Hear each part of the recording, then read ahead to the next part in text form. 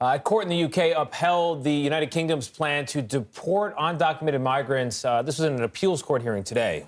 Yeah, opponents argue that the deportations undermine the, quote, basic dignity of people seeking to escape war and oppression. Immigration rights advocates and public employee unions sought to reverse a ruling in the UK that allows the first flight to depart to Rwanda on Tuesday. The number of deportations for the flight has reportedly reduced from 37 people to now just 11 migrants. Prince Charles has weighed in, allegedly described the policy as, quote, appalling in private conversations. Joining us now from London is CBS News foreign correspondent Roxana Saberi. Roxana, help us understand what's going on here. Tell us, what's the purpose of this deportation plan? Lana, the British government has said it will deter undocumented migrants from crossing the English Channel from France, and it will save lives, they say. Prime Minister Boris Johnson said today that the plan breaks the business model of traffickers. Nearly 30,000 undocumented migrants made it to Britain on small boats last year, and that's a huge spike from previous years. The journey across the Channel is perilous, often deadly. The flimsy boats risk capsizing, leaving their passengers to drown. But since the controversial deportation plan was announced in mid-April, more than 3,500 people have made that crossing anyway, and that's according to government figures. So what are human rights groups and these different entities that are suing to block the plan, what are they saying against it? Tony, the groups that challenge that policy today in court say it's inhumane and will put migrants at even more risk than before. They say the government would be forcibly removing asylum seekers from Britain and sending them to a country where they don't want to go. They also say the migrants will suffer even more trauma after fleeing war-torn countries like Afghanistan and Syria. The UN's refugee agency has also criticized the plan, saying Britain will be neglecting its legal obligations to give asylum to people seeking safety. The agency says people fleeing war and persecution deserve compassion, not to be traded like commodities. And because of all the last-minute legal challenges to the plan, as you mentioned, only around 10 migrants are now due to be on that first flight to Rwanda, set for tomorrow. And Roxana, I mentioned that Prince Charles weighed in and criticized it. Is that significant? Might that make a change in the policy? Well, it's unlikely to make a change in the policy, but it has set off a debate here in Britain because he is heir to the throne and the monarch is not supposed to get involved in politics. In recent months, he's been stepping into his mother's role more and more as the 96-year-old Queen Elizabeth has had to scale back some of her activities. One paper over the weekend warned the prince to stay out of politics, while the Conservative Mail on Sunday said, "We will not back down on Rwanda, Charles." We asked the prince's household for a response. They told us they don't comment on private conversations, but that the prince remains politically neutral. Lana and Tony? A lot of the politics and the positions echo things we've heard and seen in this country. Yeah. All right, Roxana Saberi for us in London. Roxana, thank you very much. You bet. BMX, baby? Sure. Tiny tightrope walker? Okay. Goo Goo Gaga at the grill? Why not? But before you call Child Protective Services, look again. The pictures are all photoshopped. They're the brainchild of Kenny Diaz, which all started as a way to prank his girlfriend when she asked for pictures of their baby when she went back to work. She kept on asking, can you send me a picture once again? Can you let me know?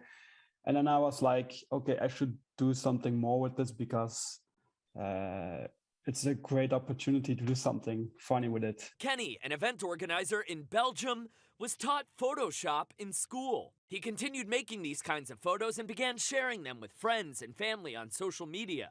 Now he's racked up nearly 500,000 followers on Instagram, where he posts a new photo or video every week. Rather than my fear, you really have to see it. The hardest part of his process, getting his models to cooperate. The baby was kind of in a good mood, so you have to wait for a good moment to take the pictures. The editing process usually takes between 2 and 4 hours. Looking back, do you have are there some that stand out that were some of your favorites? I don't know if you saw the picture where my baby is being taken by a seagull on the beach. Yeah, I really love that one. This all started 3 years ago with Kenny's first daughter, Alex, and has continued with his new baby, Aster. What is it about what you do that sparks a little bit of joy, do you think? I think the fact that everyone is a bit shocked at first and then quickly switches to, oh, it's a joke. I think that's the biggest effect. The biggest thing, other than baby's new friend here, of course. And just in time for Father's Day, Kenny has a new book out with dozens of brand new photos called Adventures with Dad. Being a father is child's play. Andrew, Veronica. Wait a second. You mean to tell me that I can't believe everything I see on the internet? I know, it's shocking to hear, Shocking. but yeah, you know, and a dinosaur next to your baby is not real. You know, for a second there, I really thought that he tossed his baby up to a seagull and said goodbye. That was my favorite, by the way. Yeah, I'll give you $10. Just watch the baby for a little bit. Kenny, by the way, says he's been doing Photoshop since he was 15 years old. I gotta say, he's pretty good at it. It makes a lot of sense. All right, well, thanks to Will Gans and...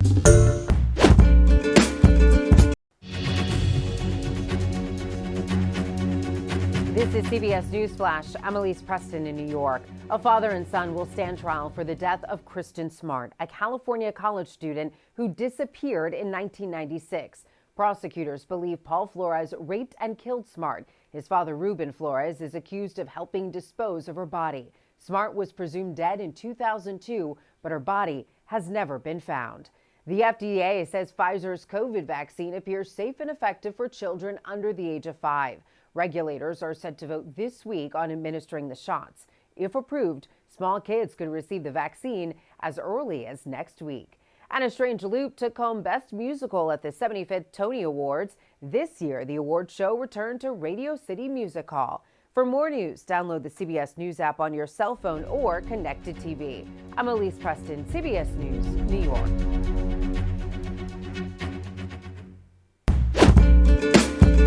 The top tech companies are facing hiring freezes and layoffs due to cost-cutting measures.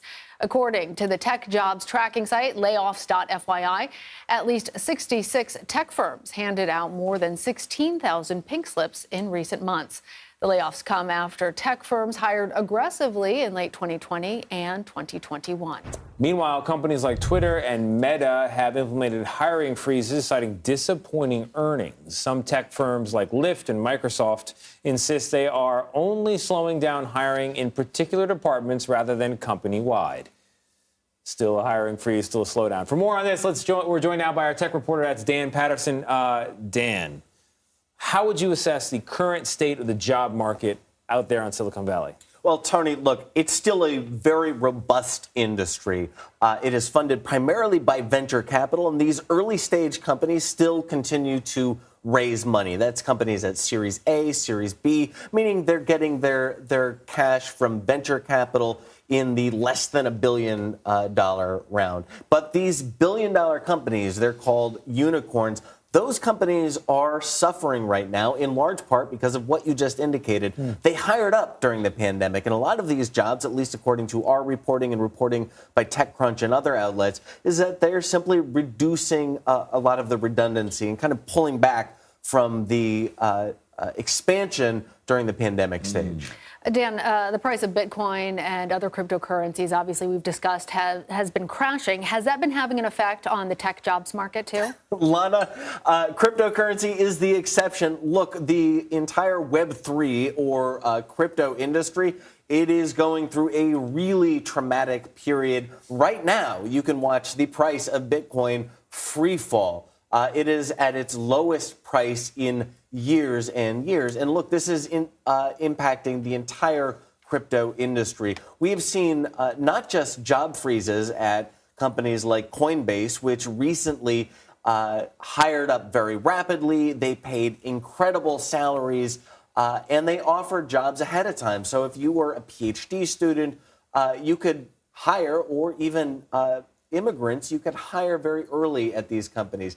A lot of those companies have not only stopped hiring, they've rescinded job offers. Coinbase is in a heck of a lot of trouble right now. Wow. All right. So do you think that these companies will bounce back, or are we going to, as a society, start churning our own butter and being compelled around by horse? Yeah. Yeah, look, the rest of the tech industry, I think, is going to be just fine, especially the B2B, and that's the business technology sector. But crypto, Web3, if it were me, I wouldn't touch it with a 10-foot pole. Wow. All right.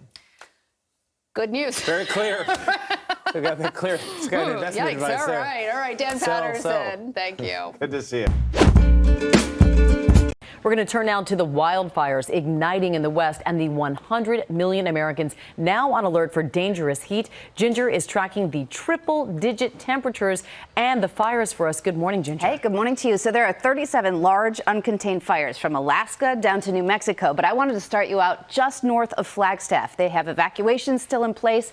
They've only got this pipeline fire 1% contained. They did arrest someone who started it, a 57-year-old man. So a lot of folks being more than inconvenienced and fearful this morning of losing their home, but no structures so far have gone. Then Oceanside, this is a 75-acre fire, so some of these are not even counted, but they're small, and then they get evacuations going. Thankfully, they've gotten this one under control. 40 to 50 mile per hour winds down in Arizona where that Flagstaff was. And look at the numbers here.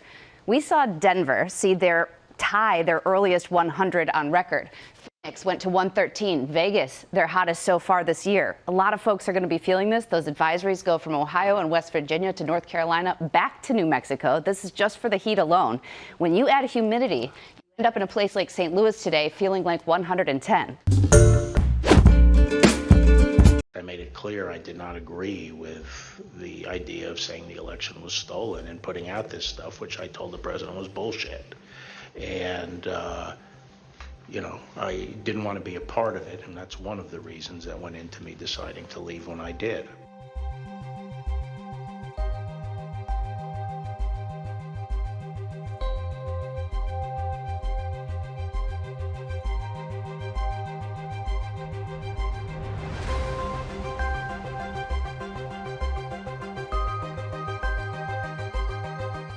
Not only was there not evidence of 8,000 dead voters voting in Pennsylvania, there wasn't evidence of 8.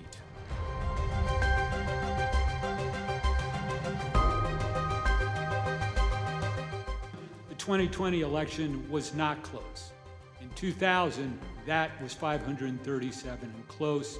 In this election, the most narrow margin was 10,000 and something in Arizona, and you just don't make up those sorts of numbers in recounts.